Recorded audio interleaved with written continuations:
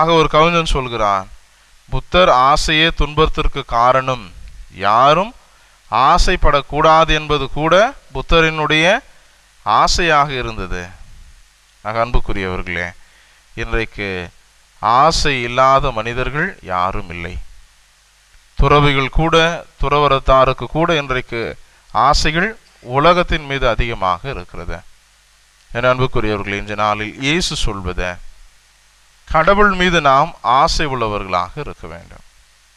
அப்ப இன்றைக்கு நம் ஊர்களாயினும் கிராமங்களாயினும் எதுவாயினும் இன்றைக்கு நாம் எல்லோருமே ஆன்லைனில் பொருட்களை வாங்குவதை ஒரு வழக்கமாக இன்றைக்கு நாம் கொண்டிருக்கிறோம்.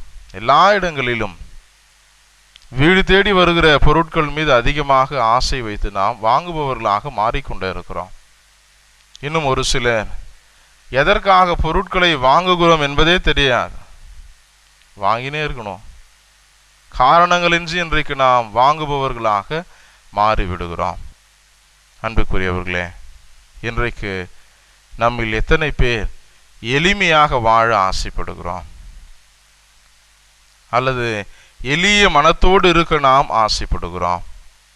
அதுதான் இயேசு மலைப்பொழிவில் சொல்கிறார், எளிய மனத்தோர் பேறு பெற்றோர் என்று சொல்கிறார்.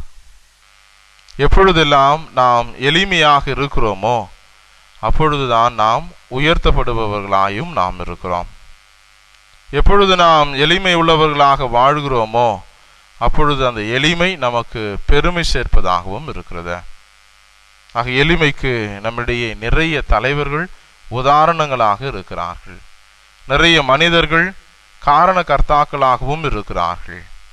எனவே இந்த உலகம், இந்த நாடு யாரெல்லாம் எளிமையாய் இருந்தார்களோ அவர்களை தான் அதிகமாக நினைவில் வைத்துக் கொள்கிறது.